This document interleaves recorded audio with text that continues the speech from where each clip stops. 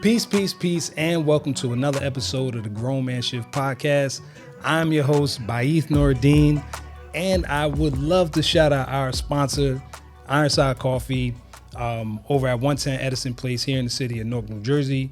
Every Wednesday for the month of July, they will be providing live jazz vibes for you, your friends, your loved ones, your auntie and them, all that good stuff. You can enjoy great coffee, good food, good vibes, good atmosphere. Let them know that the Grown Man Shift podcast sent you. I'm not going to promise a discount, but I can say if you tell them that I sent you, Greg might hook you up. All right? So, once again, that's Ironside Coffee here in the city of Newark, 110 Edison Place. For the month of July, y'all can pull up every Wednesday for the good jazz vibes that they're going to have there. So, without any further ado, I'd like to introduce my guest. He's a good brother of mine, homie that I've known for quite some time. Started in the music. That's where I met him. People probably don't even know that, but my boy gets down. You feel me? Extraordinary storyteller, and I'll let him officially introduce himself. But I would like to introduce my guy, Dawan. What's goody, my brother? Peace, family. How you, man? How you? Good, Thank you for having me, hey, man. Thank you for and that's funny because I don't even remember meeting you in music, which is so crazy, man. Because I had so many errors. Yeah, so many errors. But yeah, thank you for having me. My name is Dawan. I'm the founder of a nonprofit called Black Male Mental Health, and serial entrepreneur. And primarily, I'm a father. That's what I'm most proud of. From Orange. Based in D.C. right now, back and forth between Jersey and D.C. Nice. Chocolate City to Chocolate City. Chocolate City. So how I usually do, I ask all my guests, first question off top, what comes to mind when you hear the phrase grown man shift? First, I think it's a clever play on words because I think the colloquial kind of euphemism we use in our culture is grown man shit. So I love how you dropped that F in there. And I was thinking about ways to kind of play on that, just putting that F in there. Yeah. But I love it. But what comes to mind is the number of transitions that's happened for myself and many brothers I know that navigate adulthood. I think a lot about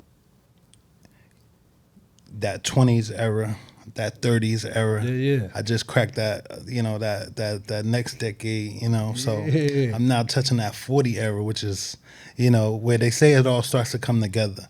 But I've been ambitious about chasing my dreams and doing things that resonate deeply with me, as far as just, is it aligned with things I'm passionate about? Is it rooted in supporting my people and my culture, my family, but Black people in general? Yeah. And also, is it aligned with the legacy I want to leave and how people remember me? So when I think about that, I think about just that journey, man. Just like you said, we met at such a different place. Ooh. And to be where we are now, I think is a tremendous testament to just staying true. 100%. Right.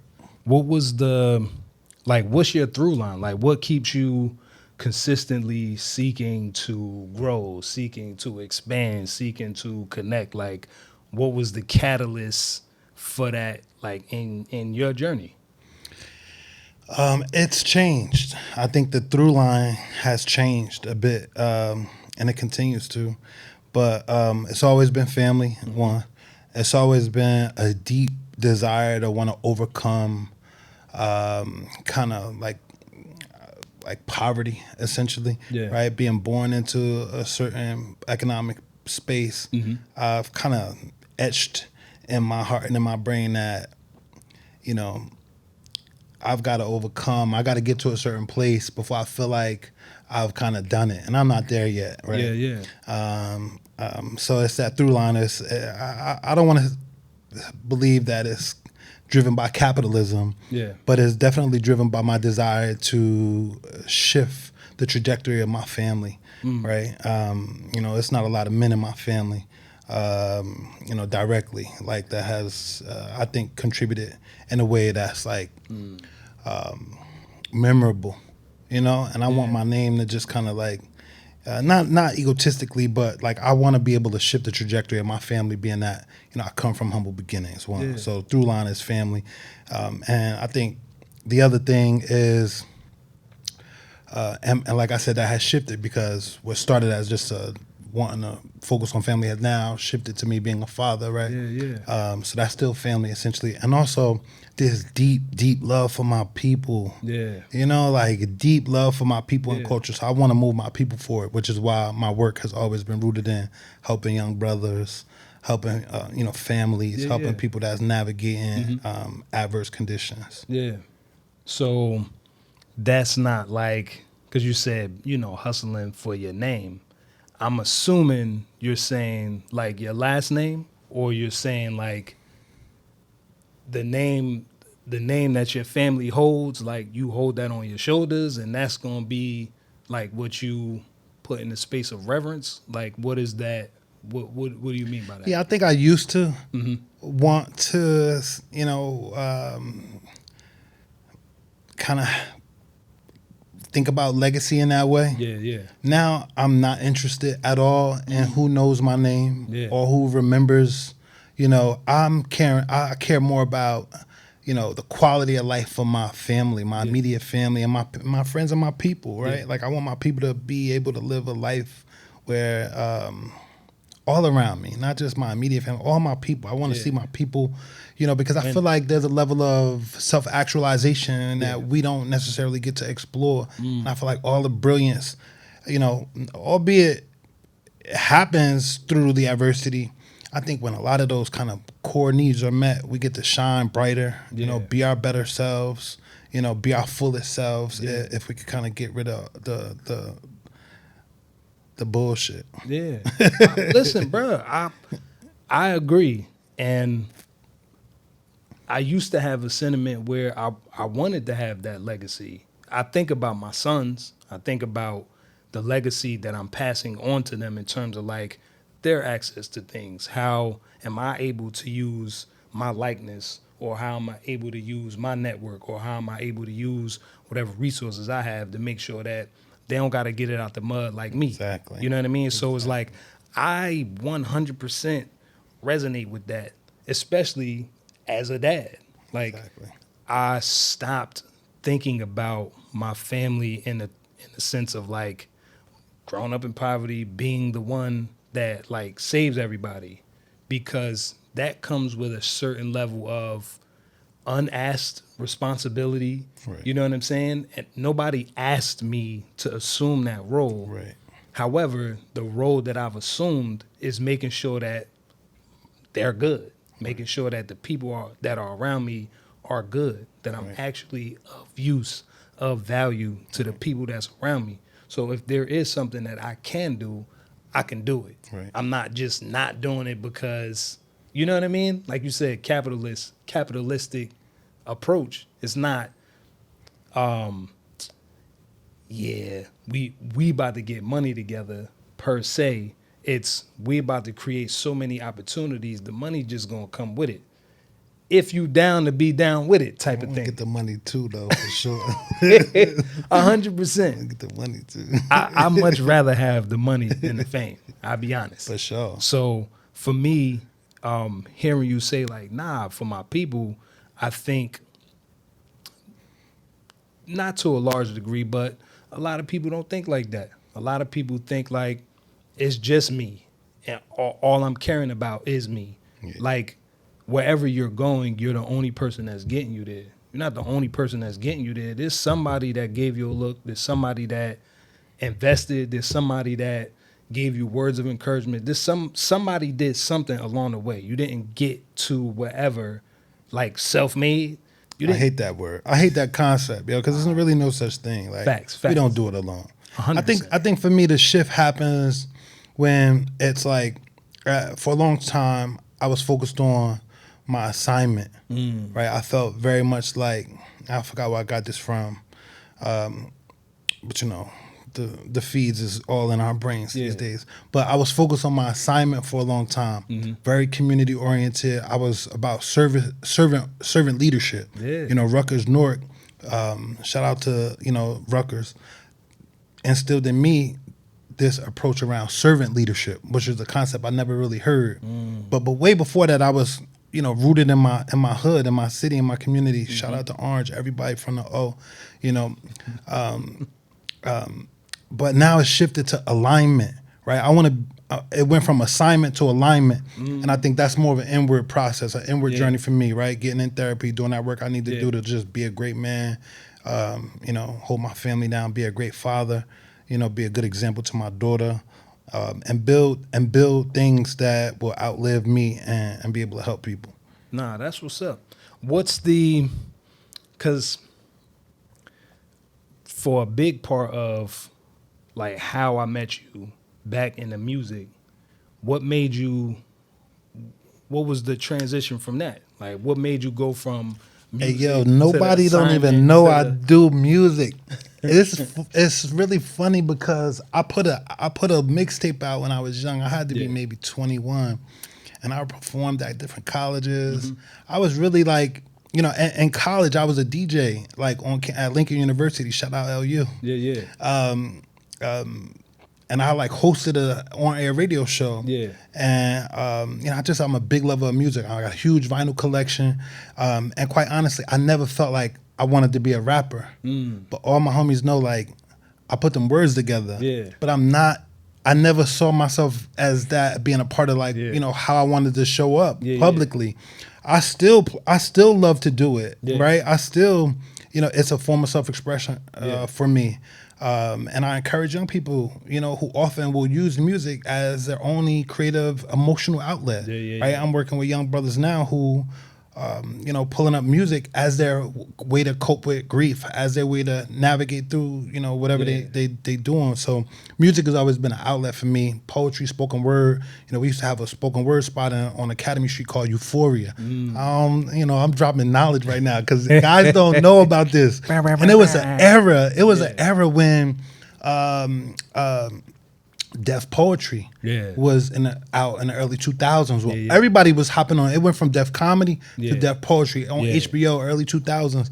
And then, we had Euphorias on Academy Street, and it exposed me to so many wonderful artists, spoken word artists, that inspired me tremendously. And I'm out at New Yorican Cafe, and and then I was just like, okay, so spoken word was really like, but that's just rap too. That's without the beat. So that introduced me to just a love for words.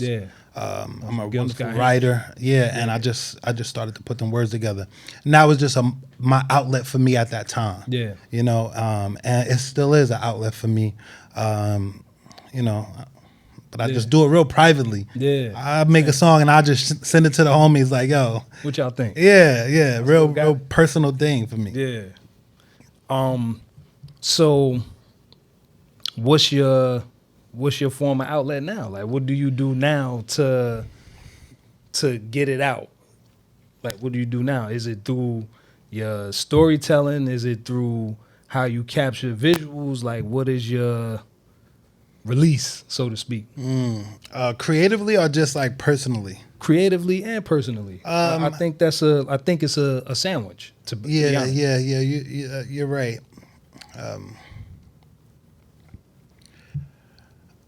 If I'm honest, because why not be honest?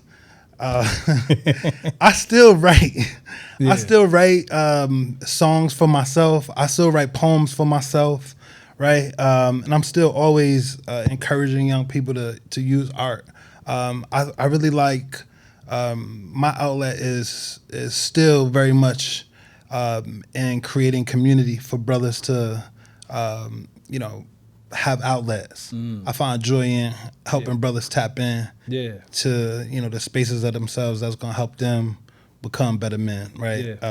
So for me, one of my major creative outlet and personal outlets is still rooted in service, right? It's just not what's the word I'm looking for? Self-imposed? it's just not about lifting my own self up. Oh, self-actualizing. Yeah, Gotcha. it's about really kind of lifting up the community. Yeah. You know, the whole of us. But it's still very much in servitude, but not inward focused. So I noticed you do a lot of work with brothers, young brothers. How did you get there? You said you don't have a lot of men in your family. What was your example of like manhood? And whatever that example was, let's go there first. What was your example of manhood? Like, Yeah. especially considering what you do, that's a major part of your mission. That's a good question. I feel like a lot of it comes from what I wish I had. You know, I felt like I was had a level of consciousness very young. Yeah. And I grew up under, dope dealing. My uncle was in the streets, brought a lot of that around us as we was young. And, my father and my mother, my parents, struggled with drug addiction throughout their life, and incarceration. So for me, it was really about what I wish I could have had. I had, I think, two examples of men who kind of welcomed me in their homes. My man Pete, OG, my childhood friend's parents. I had a girl best friend growing up in like middle school, and her parents kind of welcomed me in the house. I was able to see mother and father parent together, so I really appreciated that. They really loved on me well. Yeah. Shout out to Tony and Pete. I know they probably won't see this, but maybe they will. They had two, children, two daughters, Alyssa and Monia. They that was my good friend when we were young. Yeah. We fell out, of course. Things happen when you're young.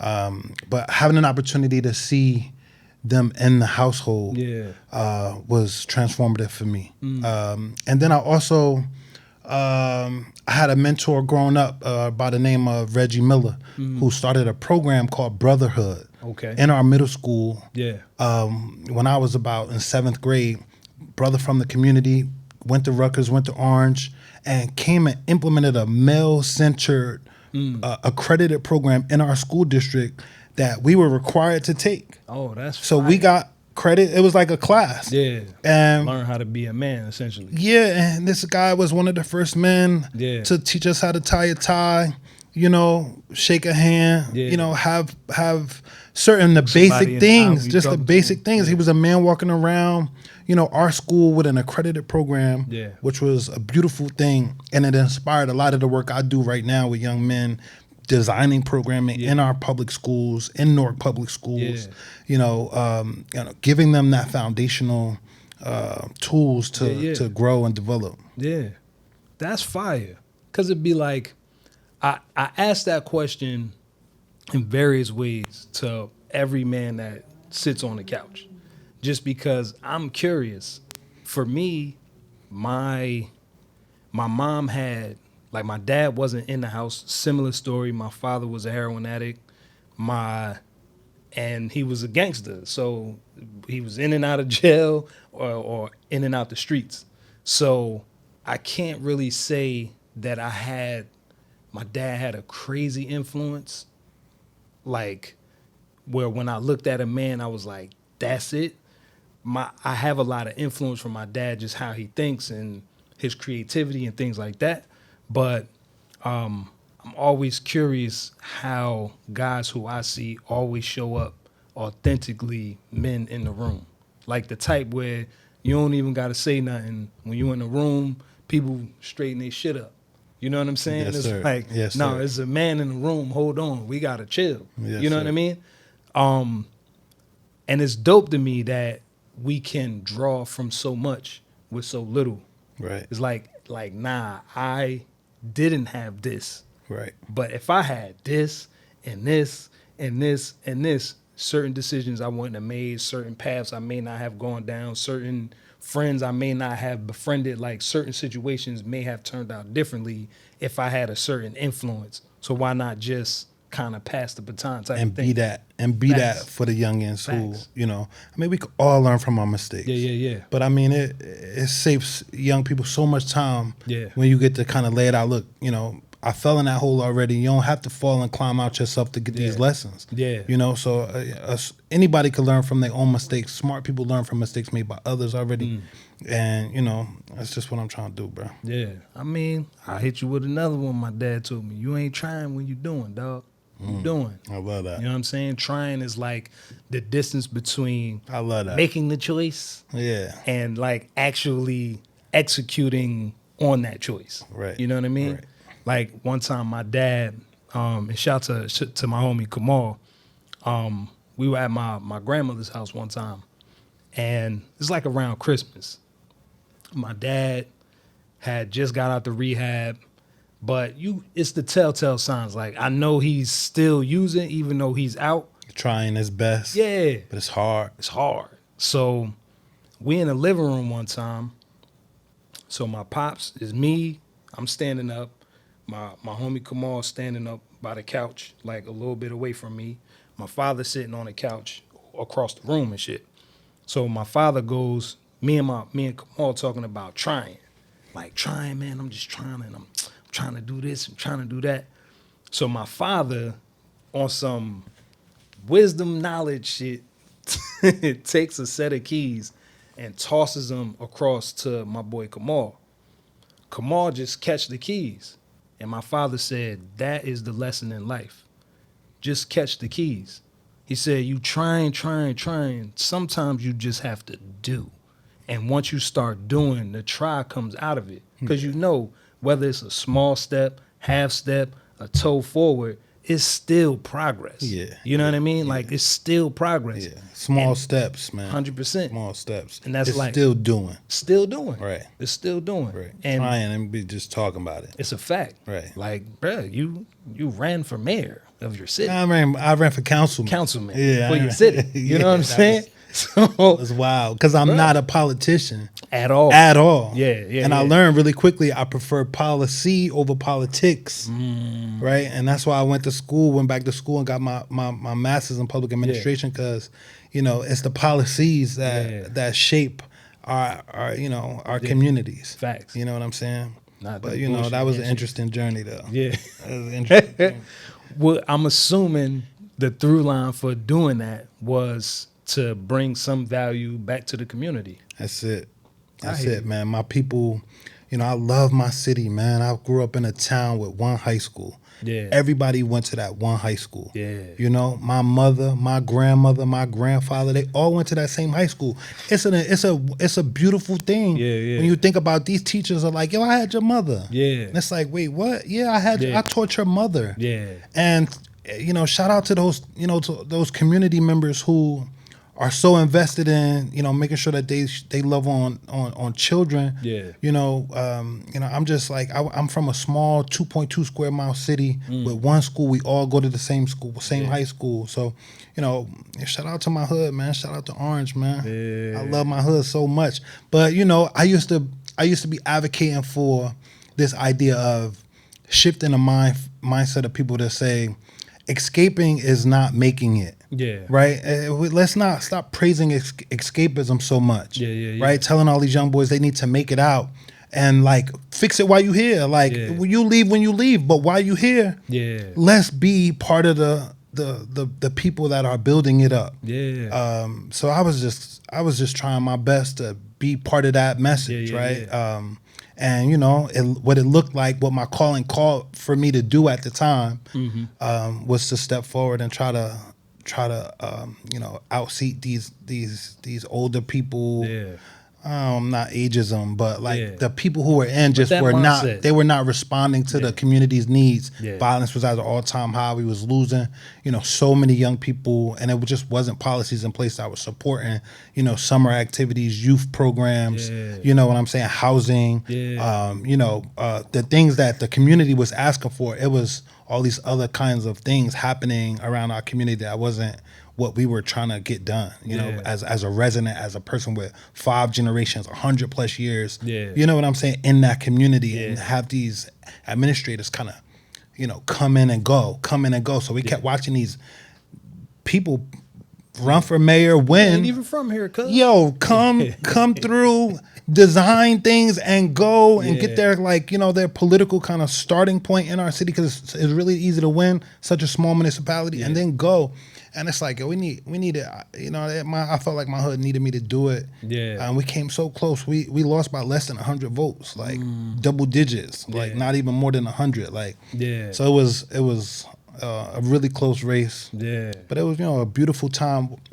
What I like to think about that experience mostly is I was able to cultivate leadership experience out of thin air, right? A lot of times people want to hear about, like, your leadership, right? Like, I got a master's degree that without a lot of work experience, right, in that field, because I'm a blue collar nigga. I was on a garbage truck. I worked in public works. Then I fixed trains in New Jersey Transit for 5 years. So it took me a long time to switch and say, I know I'm smart. I know I could, you know, be in them offices. I don't have to be out here hard hat lunch pail. I'm not knocking nobody that do blue collar work, but I was on a garbage truck for a while, and then I was, you know, sitting out on them railroad tracks fixing trains. So I decided, like, yo, I know I could go back to school. Right. And so it was just a huge shift for me, you know, in my professional trajectory. But it also allowed me to cultivate leadership out of thin air, because now you asking me about what leadership experience have you? Well, I led a campaign full of these many people and did this much work over this amount of time. You know, so I think it's you know, when I talk to young people, I talk to them about cultivating leadership opportunities, and you need to be creative in how you design, you know, opportunities for yourself to be able to leverage as you look for work, as you build a resume, as you apply for colleges. Sometimes you need to just create it.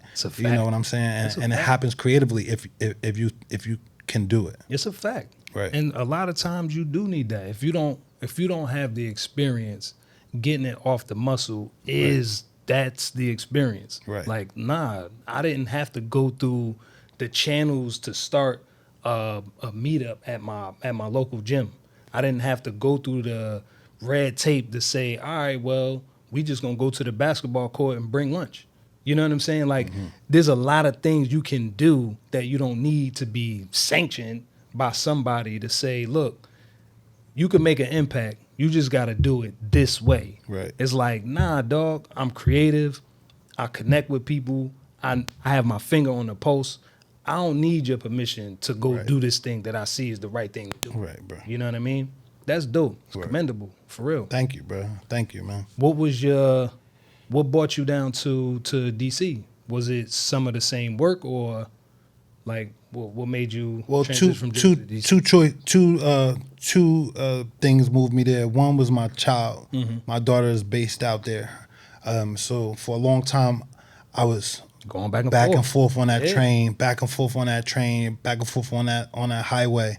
And so it just made a lot of sense for me to, you know, orient myself in a way where I could parent day by day, you know, and be an integral part of her development, her daily development. You know, I didn't want to just, you know, and she was younger, right? So I was able to take her out of school a lot, you know, keep her for the summers. And while all that was cool, I'm like, I want every day, you know? I want to be the kind of dad that is all in your face every day, you know? So I'm just really thankful that I was able to, you know, one, find an opportunity. So I moved out there 2020 mid-vid, right? Mid-COVID. Like how you said mid-vid. And I had an opportunity to lead an organization who had essentially shut down because of the pandemic. And so they asked me to come reinvigorate this organization. They needed a creative leader, and it was my first opportunity to be an executive director. Shout out to Jose Ortiz and Run Hope Work, a great organization out in DC, which those three names of the three words in their name, Run Hope Work, are their program philosophy. So they run in the morning. Hope represents a mental health meditation element, and work, so that we give them credentialing and different you know, trades, you know, drywall, flooring, painting, all kind of dope stuff. Sadly, he passed away in a tragic bike accident in Puerto Rico. Damn. And the organization just hasn't really been the same since. But that opportunity gave me an opportunity to be an executive director, right? Again, leadership opportunity. So I'm jumping on that. And I was able to kind of, really reinvigorate this organization with some fresh ideas, fresh energy. So that was two of the main reasons why I went out there. Not to kind of escalate anything professionally, not for any lobbying or political endeavors. I just wanted to be closer to my daughter, and I got an opportunity to model and exhibit leadership professionally. Yeah. So I jumped on it. That's what's up. Word. Wearing a lot of suits now? Nah, I'm no longer in that role. The organization has since, went through some transitions after the founder's passing. So I kind of moved on to start my own organization. Yeah. So that's what I'm doing now. I'm running my own joint, a national initiative called Black Male Mental Health. Yeah. And it's a real joy. And the dichotomy with that whole initiative is I started a whole Instagram page during COVID, where I just realized that Black brothers was trying to connect virtually because we were in quarantine. So I started to host space for brothers virtually to just build out these like what we call brave spaces. So instead of safe spaces, it was more like a spinoff on that, and we called it brave spaces. Nice. But it was really just about getting brothers to just connect because we was all separated. And I just made a commitment to post every day. To a couple times a day. I'm in the house. We all in the house. And it's grown tremendously to this really organic community. And has thrust me forward to really say, all right, well, now how do I transition a social media platform into a functioning nonprofit? Thankfully, all that community work, all of that, Rutgers University, I got the book smarts to navigate and the community experience to navigate. So I felt like, all your experiences, they come around. So I was able to, build this nonprofit from the ground up, and it's a beautiful initiative that I'm happy to, champion for. Hoping to get more Black brothers connected to Black male therapists, and so we could get more brothers, access to good resources. So, in this initiative, what's one of the highs in the joint where you like, yeah, I'm definitely doing the right thing?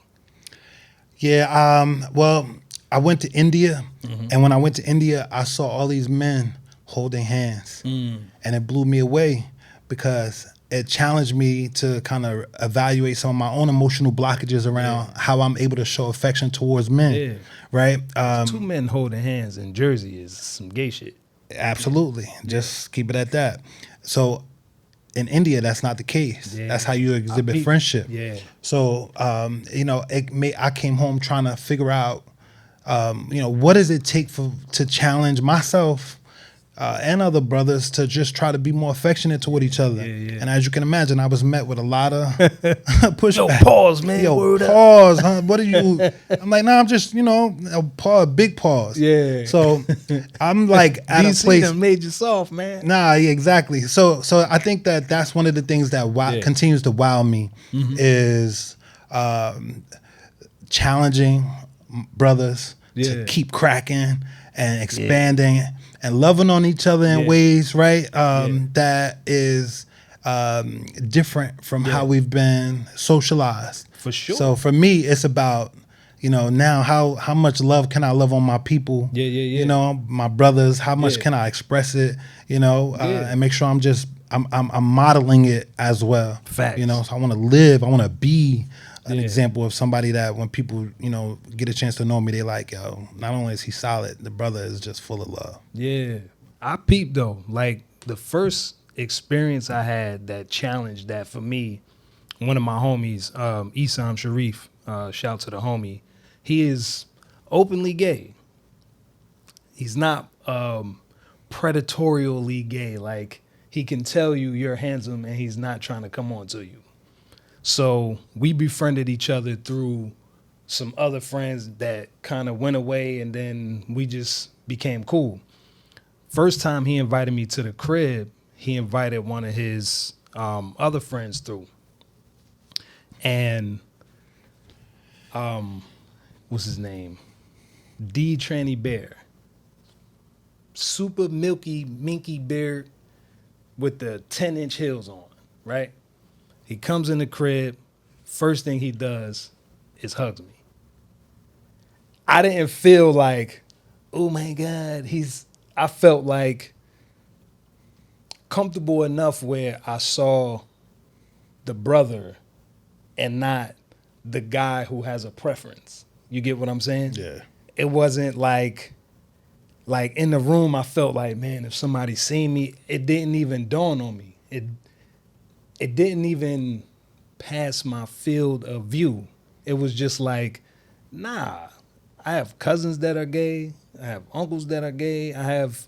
There's a lot of people that I know that are in that lifestyle. If I wouldn't treat them different because of their lifestyle, why should I treat this man who I don't know, who's obviously not trying to come on to me, any different? You know what I mean? Yeah. I can't say that I haven't been pushed up on before by somebody of the same sex. Right. However, respectfully decline, that's not what I do.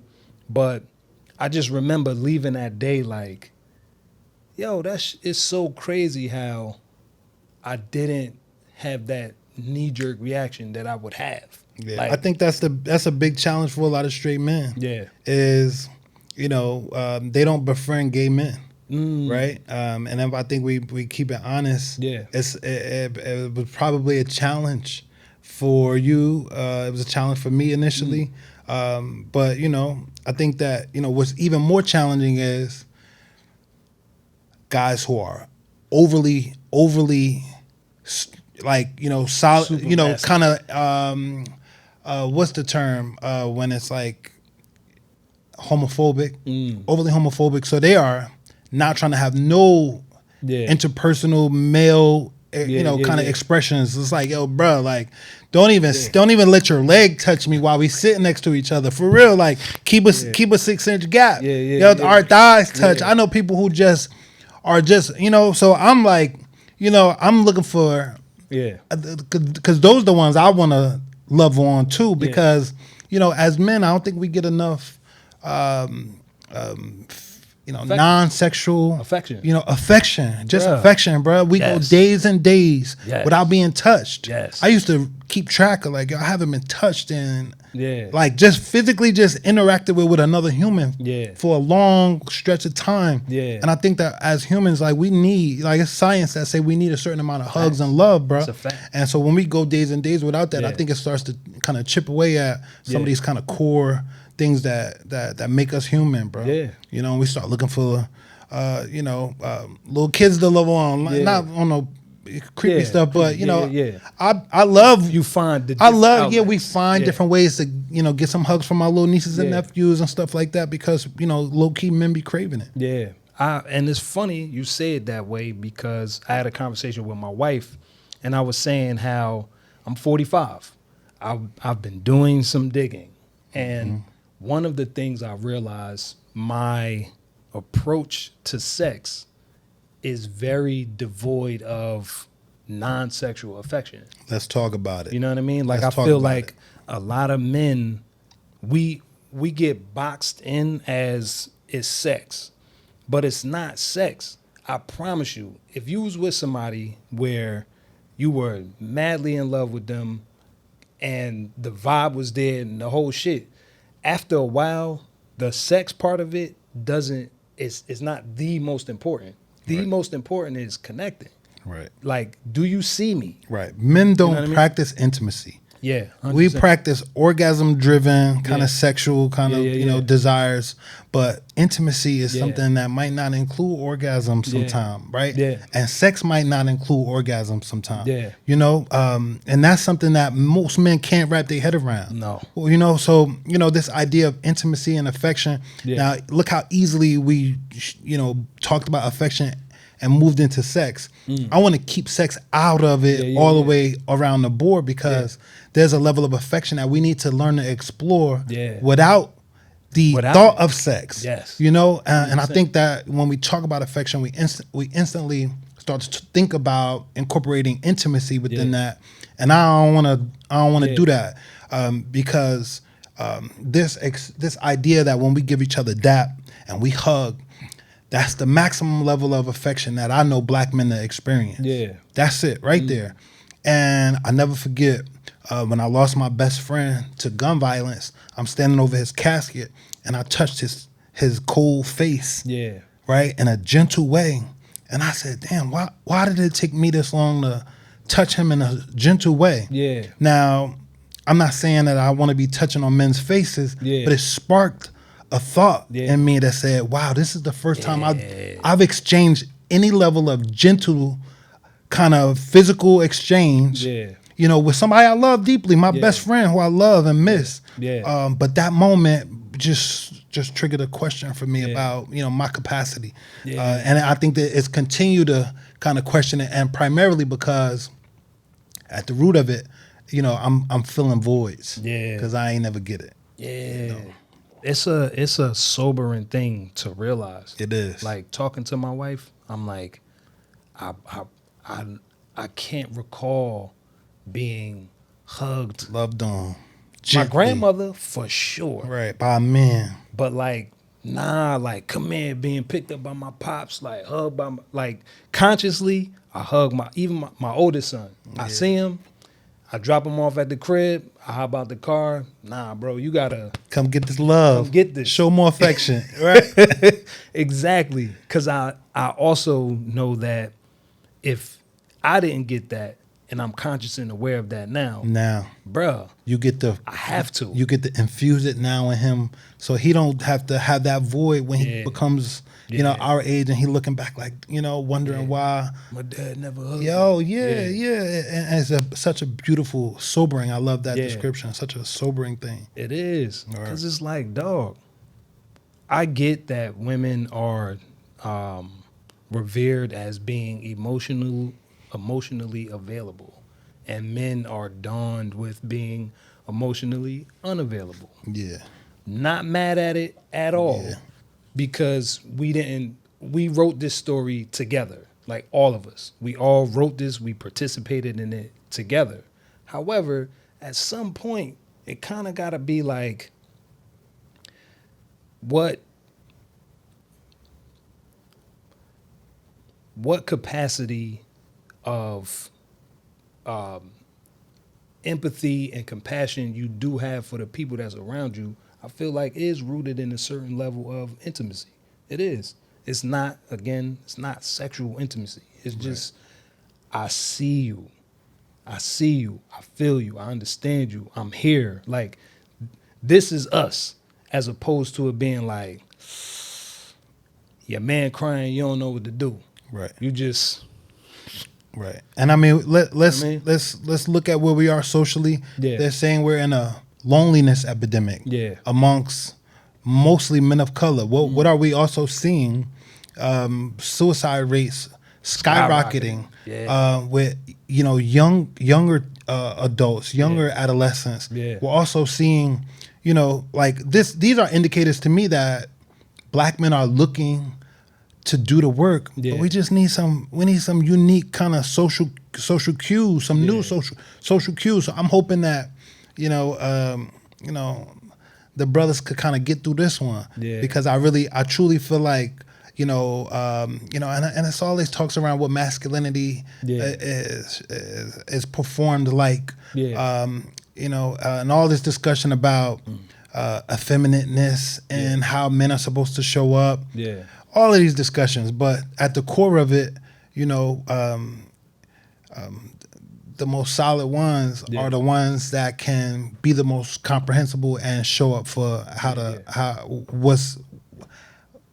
what the time calls for. And right now, I feel like the time calls for us to be more multifaceted. I hear you. Right.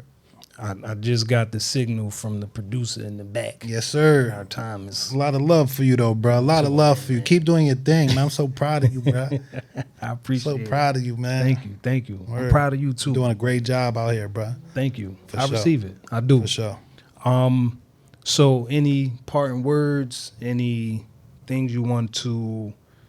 Words of encouragement, words of enlightenment, a quote, whatever initiatives you have, just... You know, lay it on the people. Show more affection. That's what I'm dropping. Yo, show more affection. You know, follow the initiative that we're working on, Black Male Mental Health. shout out and love to all the brothers. Nice. Hey, man, short and sweet. I appreciate it. Right. Thank you again for tuning in to another episode of the Grown Man Shift podcast. Please remember to like, share, and subscribe. Tell a friend to tell a friend. Don't forget our sponsor, Ironside Coffee at 110 Edison Place here in the city of Newark, providing you with live jazz every Wednesday for the month of July. Please pull up, grab some coffee, grab some good food, grab a seat for the good vibes, and tell a friend to come to that too. Once again, 110 Edison Place, Ironside Coffee here in the city of Newark. And I am Baith. That is Dawan. And we out. Peace.